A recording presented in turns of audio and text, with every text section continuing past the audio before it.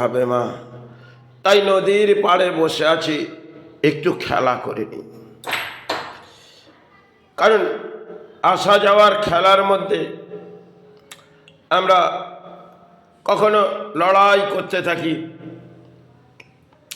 আর এই প্রকৃতির গভীর যেমন একটা সমুদ্র আছে, সেই সমুদ্রের মধ্যে ঢেউ উত্তাল হয়, আর তেমন আমাদের জীবনের যখন ব্যাধিটা গ্রাস করে নেয়, এই ব্যাধি উত্তাল হলে মনে হয় আমাদের জীবনযাত্রার লড়াইটা যেন ভেঙে পড়ল। কারণ ভেঙে পড়ার পেছনে আমাদের কিছু করণীয় নেই। যখন বিশ্রামের মাঝে চলে গেলাম, তখন তো জেগে ওঠাটা খুবই কঠিন, কারণ কঠিন পরিস্থিতিতে হয়তো কর্মের লড়াই রইল, আর জেগে ওঠাটা খুবই মুশকিল। কেন মনুষ্য জন্মে গ্রহ এলো, এই গ্রহ কিছু অবদান দিয়ে গেল, বহু কিছু সঞ্চয় যেমন করে গেলেন, এই গ্রহ আপনাকে উচ্চ স্তর শেখা দিল।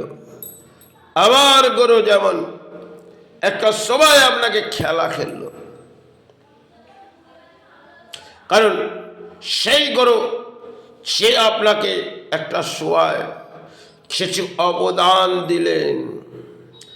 আবার কেউ এলেন, সে আপনার কাছ থেকে কেড়ে নিতে এলেন। তাই বহু আলোর পথ দেখলাম, সকাল হলে হয়তো শুভ সকাল দেখি সূর্য উঠে উঠল, আবার সন্ধে হলো তো সূর্য ডুবে গেল। তাই আমাদের আসা যাওয়ার খেলার পেছনে বহু আলো দেখতে লাগলাম, যে সময়ের আলো কিন্তু চোখে নেমে এলো আঁধারের ছায়া। হয়তো সমস্ত বাসস্থানে জ্বলছে একটি আলো, আর চোখের মধ্যে জ্বলছে একটি।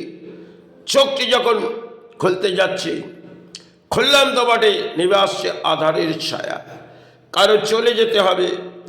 এই আসা যাওয়ার মেলার পেছনে কর্মের লড়াই করে সফলতা ভাবলাম, এবার বিফলের পথ আমাদের নিয়ে চলে যাচ্ছে। কারণ যখন একটি নৌকায় বসলাম, সেই মাঝি টানতে টানতে নৌকাকে পারাপার করছে, আর যখন মাঝি পারাপার করছে, সেক্ষেত্রে একটা জোয়ার গতিবেগ এলো, নৌকাটি ডুবে গেল। হায় একই হলো, হায় একই হলো। এই তো জীবন। এই জীবনের চলার পথের যেমন শেষ নেই, তেমন একটা সময় সে চলার পথ ধরে শেষ পাবলাম না, খেত জীবনটা শেষ পথেই দেখি লড়াইয়ের পেছনে সফল ভাবলাম, এ যে বিফল হয়ে চলে যেত।